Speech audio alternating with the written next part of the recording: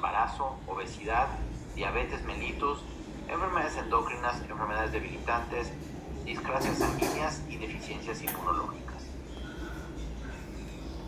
Es una enfermedad de tipo oportunista que requiere forzosamente factores predisponentes.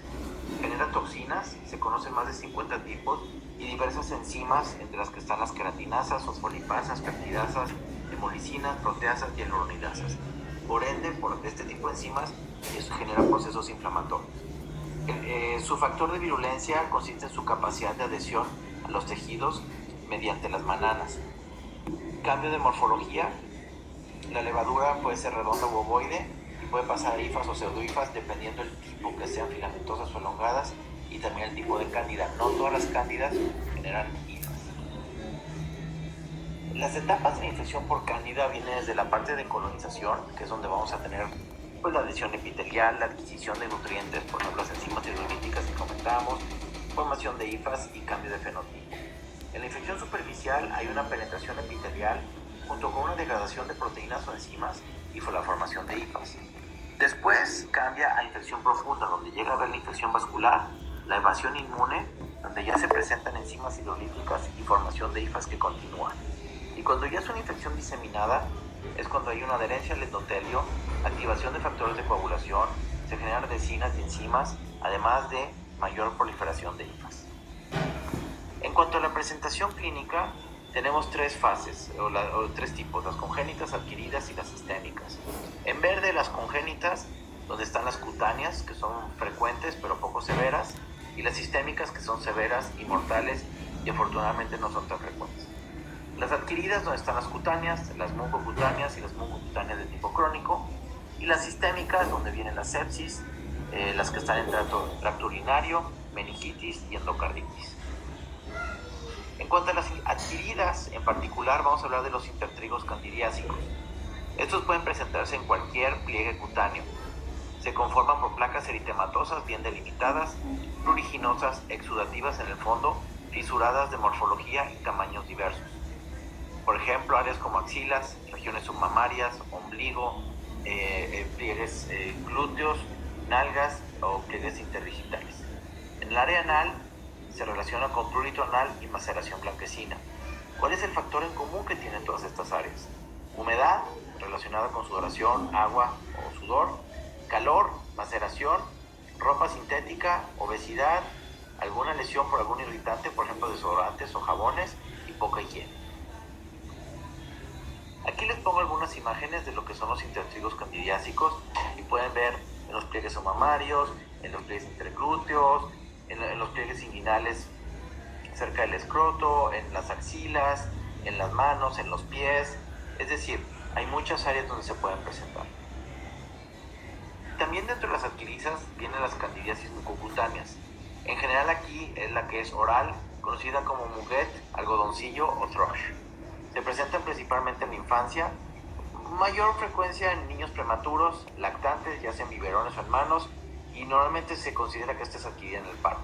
En adultos lo pueden ver más en diabéticos o cuando están utilizando antibióticos por largo tiempo, sobre todo los de amplio espectro. Afecciones en particular: glositis en la lengua, encías, paladar, o cuando hay una estomatitis generalizada, es decir, que afecta toda la cavidad oral. Se forman placas pseudomembranosas, cremosas y blanquecinas con un fondo eritematoso, y obviamente los síntomas pivotes: ardor y dolor. También cuando hablamos de la mucocutánea tenemos necesariamente que hablar de la vulvovaginal, que es la vaginitis candidiásica. 90% es causada por Candida albicans. Tiene que ver con la multiplicación y crecimiento dado el entorno favorable que se da por la disminución de la inmunidad local, el calor, la humedad y también la presencia, en el caso de las mujeres, de estrógeno. Incremento e incidencia de otras especies como Candida tropicalis, Candida glabrata, Candida subtropicales y Candida krusei, y esto a veces tiene que ver con resistencia a los tratamientos habituales o tradicionales, que es algo muy importante en el manejo de las micosis superficiales. Se presenta con flujo vaginal blanco, grumoso, inodoro, parecido a queso cottage o leche cortada, y se asocia a prurito, sensación de quemadura, eritema y edema. Es la segunda causa de infección vaginal en mujeres en edad fértil, incluyendo las adolescentes, Y hay dos tipos, están las portadoras asintomáticas, donde están las no embarazadas de un 10 a un 17%, y las embarazadas hasta un 35%. 75% de las mujeres sexualmente activas sufren candidiasis vaginal por lo menos una vez en su vida, 40-45% tendrán 2 o más episodios, y 5-10% vivirán con recurrencias. Es una infección de tipo endógeno que tiene que ver con la microbiota vaginal. Se habla de un origen exógeno, posiblemente transmisión sexual, por presencia cándida en el surco balano prepucial en la pareja, por adquirirlo en piscinas, baños. La realidad es que son datos que les falta ser más estudiados y evaluados en base a ciencia.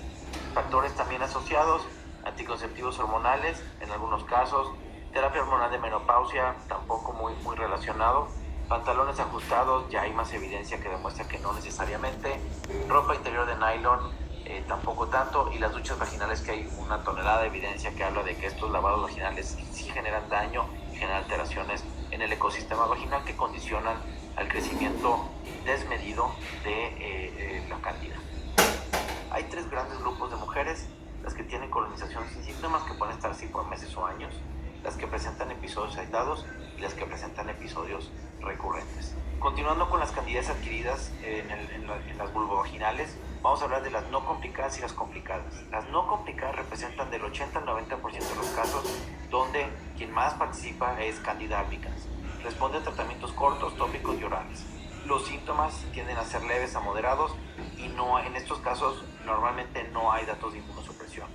Y luego vienen las complicadas del lado derecho, que son del 10 al 20% de los casos, donde está asociada a otras especies de cándida, donde el antimicótico se debe dar por 7 días o más, y hay veces que hay que buscar antimicóticos diferentes, orales de una penetración mayor, esquemas combinados precisamente. Es una infección de tipo severo, asociada a inmunosupresión, diabetes y embarazo. Y recordemos, muy importante, colegas, la recurrencia se define en los casos de candidiasis como 4 o más episodios por año. Y ven, por ejemplo, en la parte diagnóstica, la presentación clínica, pueden ver precisamente que puede haber síntomas como disuria externa, prurito vulvar, dolor, hinchazón, enrojecimiento, edema vulvar, fisuras, escoriaciones, secreción vaginal espesa y cuajada. Y pueden ver aquí en las imágenes del lado izquierdo precisamente estas secreciones alrededor del cérvix con el espejo vaginal del lado derecho.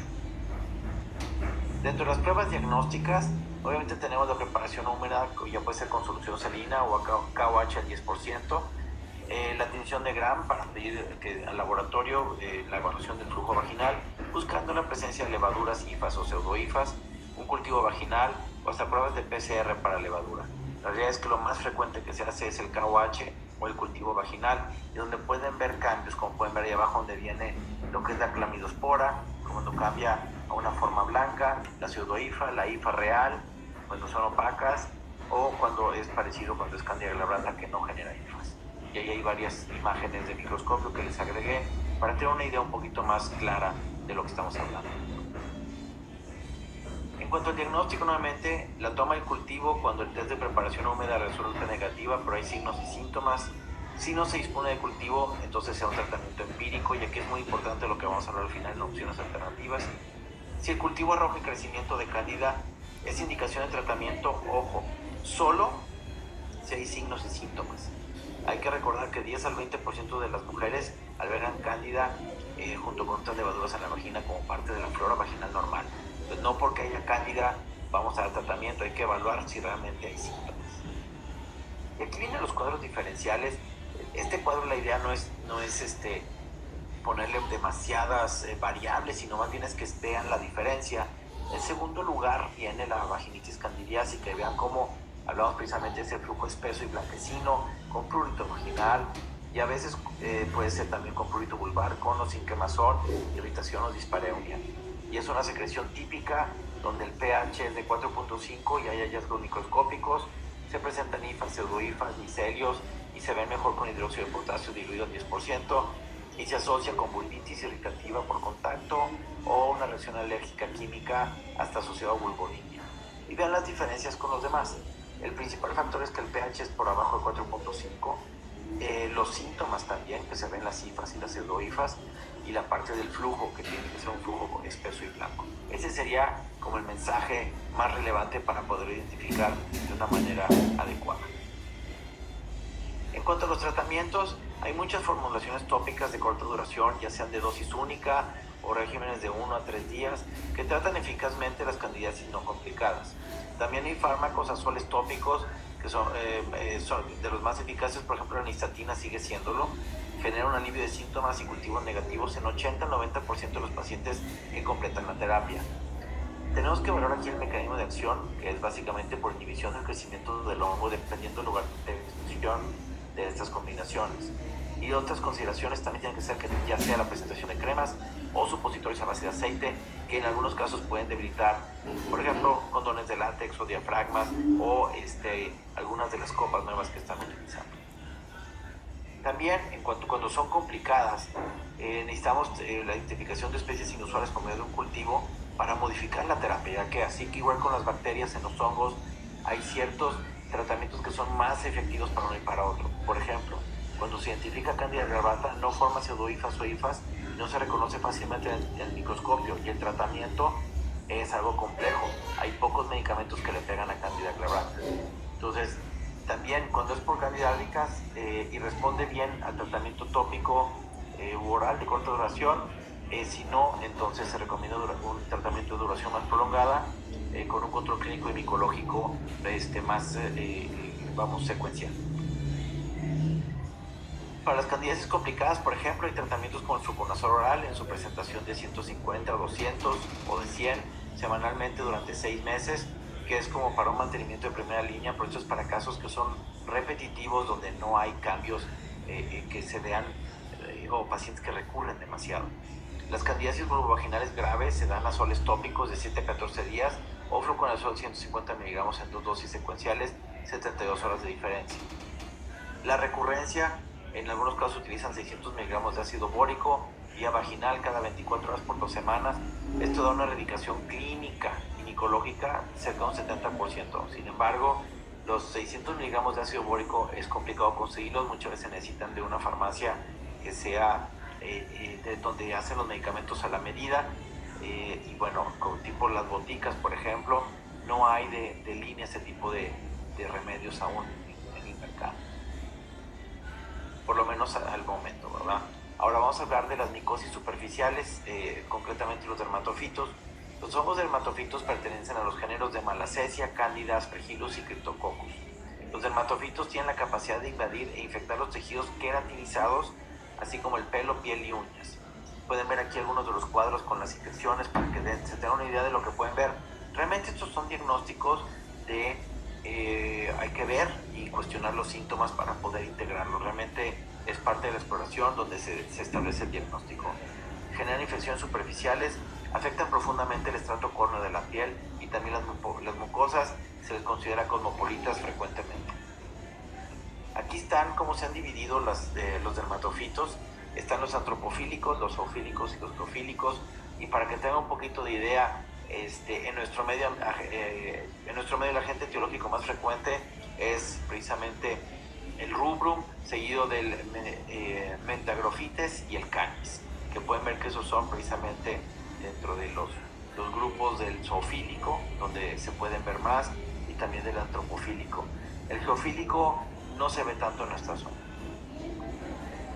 Vean estos ejemplos, vean la tiña barbae, típica, y les digo, esto es más de imágenes, por eso les agregamos imágenes, para generar más rápida la identificación. Vean la tiña capitis, cómo se ven, como esos pozos excavados, así como si se hubiera pelado parcialmente. Es clásico este dato. La tiña corporal, donde se ven precisamente esos círculos concéntricos, donde el centro de la piel pareciera que ya empieza a mejorar, tiene esos círculos externos.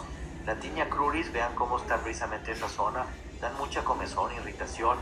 Y la tiña fagosa, que pueden ver precisamente cómo se forman esas como bolas blancas por debajo del cuero cabelludo.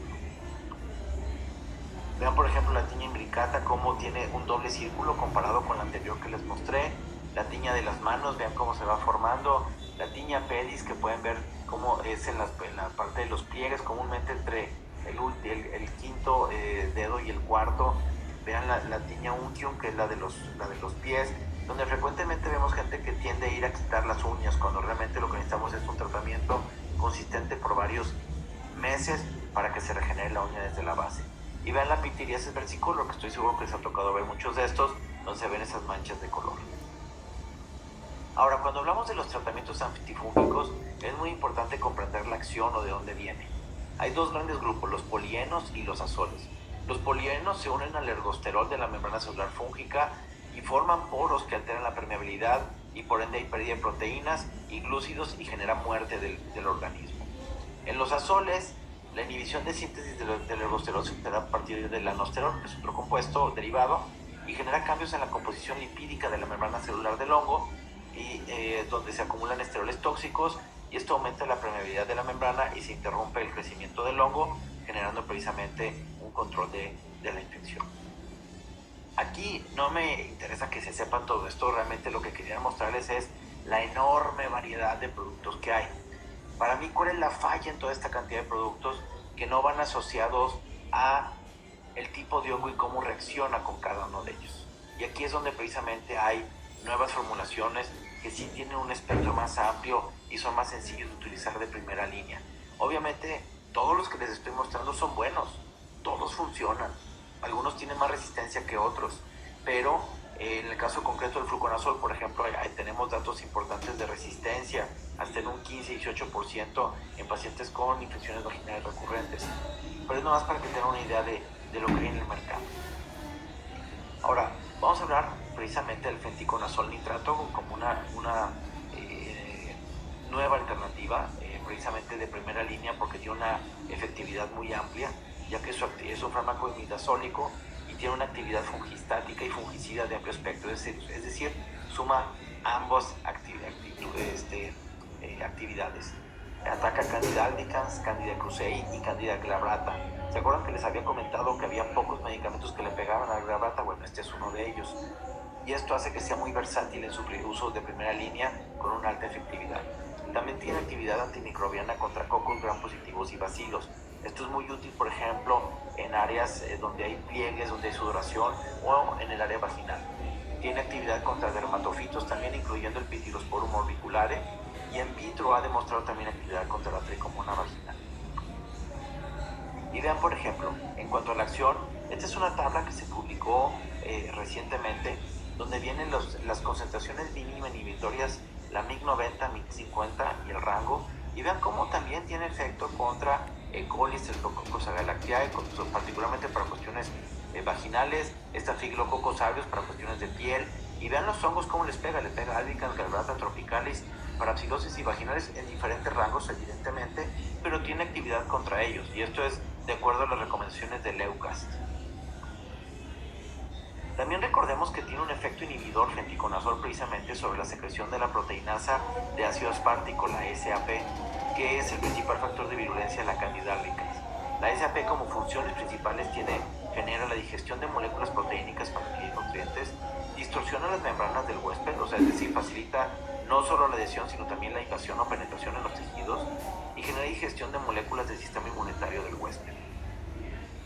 ¿Cómo funciona? A través de la inhibición de la 14-alfa-desmetilasa, y con esto impide la biosíntesis del anosterol ergosterol y permite la acumulación de toxinas rompiendo la membrana celular de forma irreversible, que es lo que pueden ver en esta gráfica, donde está precisamente el ergosterol ahí, junto en la parte interna con el anosterol y la 14-alfa-desmetilasa, y cómo interviene precisamente para que la producción del ergosterol se inhiba.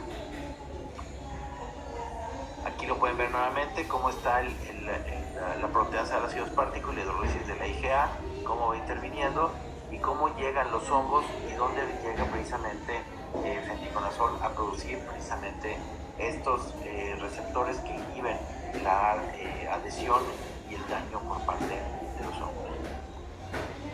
Las presentaciones que hay de óvulos de 1000 miligramos, que son para 2 dosis secuenciales, la segunda a las 48 horas después del inicial, indicado en vulvovaginitis, en vaginosis bacteriana con presencia de Gardnerella, en tricomoniasis vaginal y en infecciones mixtas precisamente. Tras la aplicación del óvulo se logra una concentración significativa en mucosa vaginal. La absorción sistémica es prácticamente significante, o sea, no llega, no brinca de un dígito de porcentual, y tiene una alta efectividad en un pH menor a 4, lo cual a nivel vaginal es importante. También viene como crema para aplicarse sobre la lesión, abarcando 1 centímetro de piel sana alrededor de la zona afectada. Esto significa que donde está la zona afectada hay que dejar un marco de mínimo 1 centímetro fuera.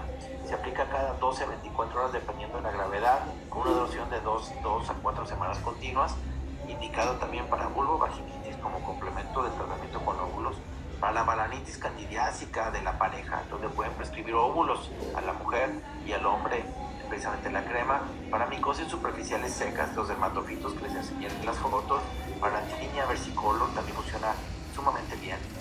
Y recordemos que tras la aplicación de la crema, la actividad en la piel permanece por más de 72 horas. Este es un factor muy importante de esta molécula que después de la última aplicación, y esto hace que se restrinja la posibilidad de reinfección y le genera mayor eficacia. ¿Se acuerdan cuando les presenté el cuadro que les comentaba los diferentes medicamentos? Pues las vidas medias de cada uno de ellos son distintas. Entonces por eso es que muchas veces hay recurrencias. Con feticonazol tenemos esta mejoría. También la absorción sistémica es prácticamente insignificante, menos de 0.5 miligramos, y luego se logra la curación de dermatofitosis en alto porcentaje después de la segunda semana. O sea, aquí es mínimo 2 semanas de tratamiento para que logren tener éxito. En conclusión, como parte final de esto, les quiero recordar que las micosis superficiales son un problema de salud pública frecuente y que afecta la calidad de vida de las personas que lo padecen. Y ahí es donde es tan importante el trabajo que ustedes hacen, identificándolos y tratándolos con un medicamento de primera línea de amplio espectro que les ayude a resolver de una manera más rápida, como puede ser el caso del feticonazol, como lo platicamos ahorita. Hay una gran variedad de tratamientos, recuerden, todos son buenos. Sin embargo, tenemos que buscar la mejor alternativa para nuestros pacientes. Tenemos y padecemos un alto índice de recurrencia en México. ¿Por qué? Tiene que ver con que las zonas tropicales, tiene que ver con que somos de los países con mayor incidencia de enfermedades debilitantes como diabetes, por ejemplo, hipertensión, otro tipo de factores. Y por eso es tan importante el tratamiento adecuado para evitar la recurrencia, y por eso es importante que tenga una vida media prolongada de 72 horas por lo menos en el caso de la crema. Y para terminar, feticonazol, recuerden que es una alternativa nueva o una alternativa agregada directa contra las recurrencias por la vida media prolongada del medicamento, el amplio espectro que tiene y sobre todo el bajo riesgo de toxicidad que permite utilizarlo de una manera mucho más libre y de bajo riesgo. Con eso terminamos. Les agradezco muchísimo el haber estado con nosotros el día de hoy. Ustedes muchas veces le prescriben Dolac a una paciente o aspirina a una de estas pacientes, y también con clase C, y algunos de ellos clase D en el tercer trimestre. Entonces es donde nos estaríamos moviendo en cuanto a esto, Roberto. Muy bien, doctor. Hay una pregunta interesante sobre cuál es el tratamiento ideal para los pacientes masculinos que están teniendo candidiasis genital de repetición. Muy bien. Acuérdense que aquí hay un punto específico. Muchos de estos pacientes, me toca verlos sobre todo con mujeres con infecciones recurrentes que llegan muy asustados porque creen que tienen algo muy grave porque no se les quita la enfermedad. Tenemos que explicarles, número uno, que es una enfermedad fastidiosa, recurrente y que requiere un tratamiento prolongado y muy preciso y consistente por parte del paciente. Y ahí es donde la educación que ustedes hacen y su trinchera día a día con sus pacientes es muy importante en cómo los educan para el tratamiento. Los pacientes hay que darles tratamientos prolongados. Les doy ejemplos. Para vulvovaginitis recurrentes, hay veces que tenemos que dar protocolos de 6-9 meses. Y no veo por qué no sea en el caso de los hombres que tienen esta recurrencia. Hay que ver el origen, porque está generando, obviamente hay aspectos de higiene, pero también necesitamos ayudarles a combatir desde la esencia donde se está produciendo la micosis. Y ahí es donde los tratamientos prolongados van a ser importantes. Por ejemplo, que ustedes den esquemas o mensuales o cada 15 días hasta que tenga una erradicación precisamente de la micosis de la que estén trabajando. Gracias, doctor. La siguiente pregunta va relacionada a este mismo tema, pero nos hacen referencia que para disminuir factores de riesgo y mejorar estas infecciones micóticas, ¿cuáles son los que tenemos que disminuir principalmente? Acuérdense que el hongo, el hábitat perfecto para el hongo es un lugar húmedo, caliente y de poca exposición al sol. Por ende, áreas, pliegues, el área inguinal, los pies también, que están muchas veces cubiertos y que no hay ventilación, son de los más frecuentes. El cuero cabelludo también, porque pues hay sudoración, aunque ustedes no lo ven, pero constantemente hay sudoración y hay humedad y obviamente la temperatura. Entonces, ¿qué hay que trabajar? Hay que trabajar mucho la higiene, tratar de ventilar esos lugares, que haya menor exposición y sobre todo que el tratamiento sea continuo para poderlo quitar. Eso es algo que a veces cuesta trabajo que los pacientes lo entiendan y es donde hay que dedicar posiblemente los últimos 3 minutos de la consulta a hacer un gran énfasis en que el tratamiento tiene que ser continuo y por un buen tiempo para lograr el efecto, sobre todo cuando ya han tenido que trabajar con recurrencias. Muy bien. La siguiente pregunta es sobre estos pacientes adolescentes, estas niñas. Sí. ¿Cómo es el mejor esquema para tratarlos? Hablando de vulvovaginitis. Vulvovaginitis. Muy bien. Como todo en la vida, igual que algunos de ustedes, doctoras, que en la búsqueda de la pareja perfecta o de los hombres en búsqueda de la esposa perfecta, pues no hay una regla de oro para esto, ¿ok? Pero vamos a hablar de las recomendaciones más amplias. En pacientes no embarazadas, por ejemplo, medicamentos que llevan una historia prolongada de uso efectivo, pues aparece el fluconazol, que en una sola pastilla, a los 20 minutos ya hay niveles de medicamento a nivel vaginal.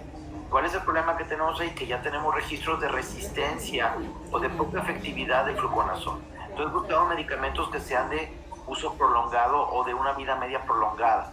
El feticonazol es uno de ellos. Como vieron ahorita, su vida media puede ser hasta de 72 horas y esto les da una mayor penetración y mayor impacto en lo que es la destrucción de los hongos a nivel local, ya sean por cándidas o sean dermatofitos.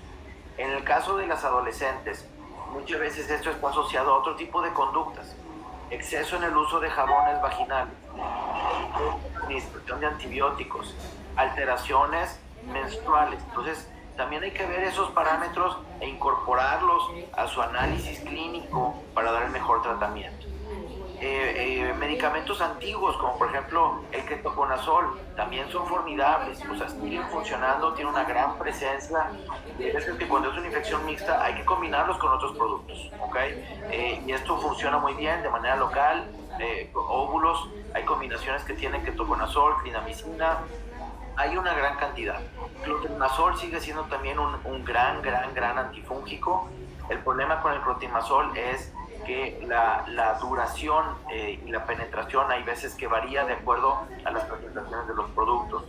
Entonces, para no hacer tan larga esta respuesta y poder contestar más, básicamente no hay un tratamiento perfecto, pero busquemos el tratamiento que se absorbe menos, que tiene una mayor duración o penetración en tejido, y ahí es donde productos nuevos o sustratos nuevos que no son tan comunes en el ámbito reciente como feticonazol son una alternativa adecuada. Gracias, doctor. La siguiente va relacionada a las infecciones mixtas por tricomona y cándida. ¿Qué esquema recomienda? Bueno, lo que pasa es que recordemos que el tricomona es un protozoario y es muy frecuente que se encuentre en múltiples áreas del país. Aquí hay un esquema que es importante contemplar. Obviamente están los esquemas mixtos donde ustedes pueden incorporar un medicamento contra particularmente tricomona y luego aparte un medicamento contra el hongo, pero tenemos estudios publicados en el caso exclusivo de feticonazol donde tiene un impacto también de lo que se ha visto en los estudios in vitro y algunos casos, si mal no recuerdo, in vivo, respecto a tricomona también. También con cándida glabrata, que es uno de los más complejos. Entonces, como esquema, ahora sí como el comodino, el de primera mano, feticonazol puede funcionar bastante bien. Obviamente están los demás y con medicamentos combinados con metronidazol, secnidazol, itraconazol, ketoconazol con clindamicina. Hay muchos otros, pero sería una alternativa adecuada. Doctor, la siguiente es, ¿a la pareja cómo la tratamos? Pues depende de qué tan mal se haya portado, ¿no? Puede ser desde palazos hasta medicamentos, pero bueno, básicamente el tratamiento debe ser, normalmente les han explicado que una infección de transmisión sexual se debe tratar a la pareja y eso sigue todavía vigente en las guías clínicas. El tema es que frecuentemente las micosis no necesariamente fueron de transmisión sexual. A menos de que haya datos de que la pareja lo tiene, entonces y hay que interrogar orientadamente al respecto, hay que dar tratamiento. Y el tratamiento puede ser el mismo. Hay medicamentos muy versátiles, precisamente como hemos hablado ahorita, en el caso de Fenty, donde funciona perfectamente para la pareja y pueden trabajar el esquema combinado, al igual que con otros, ¿no? Pero hay que orientarlo particularmente y sobre todo un esquema de bajo riesgo de efectos secundarios sería útil, como es el caso de feticonazol. Gracias, doctor. Otra de las preguntas va relacionada al uso de jabones o duchas para genitales externos. ¿Qué tanto pueden influir estos para... Bueno, tenemos público conocedor, saben que me están picando las costillas con esto. Uno de los peores productos, discúlpeme, que llegó al mercado y que ha generado un estallido de este tipo de infecciones son los jabones genitales. Y esta cultura de la jabonitis y de que todo tiene que ser limpiado con jabón. La flora vaginal o el ecosistema vaginal es afectado por la salsa cáustica contenida en los jabones. Y esto es algo que ya tiene mucho tiempo y lo hemos descrito desde hace más de 14 años. Por eso es que es tan importante el buen conocimiento de este tipo de medicamentos. Obviamente hay que modificar por completo esto. Hay productos que hemos diseñado aquí en el instituto para eso y que van gradualmente penetrando en el mercado, que son jabones que no son jabones, pero ayudan. Pero lo principal que ustedes deben hacer es decirle y educar que con lo que se debe de lavar es con agua, no hay que poner jabón. Claro que cuando se van a enfrentar, cuando les digan esto, los van a ver con una cara de ¿cómo es posible? Tengo que utilizar jabón porque esa cultura ya, por ejemplo, hay que trabajar para corregir. Y aquí es donde los tratamientos son muy importantes. Este exceso de duchas no está indicado, tiene años en la literatura descrito y es importantísimo lo que ustedes me ayuden, colegas, a hacer en su oficina para recuperar esta cultura o utilizar productos alternativos que sean esta nueva generación de jabones que no son jabones. Doctor, vamos a llegar a la última pregunta. Hay demasiadas, pero esta que es interesante. ¿El uso de tabletas de ácido ascórbico vía vaginal es recomendable? Mira, hay muchos estudios y se ha querido aventar mucho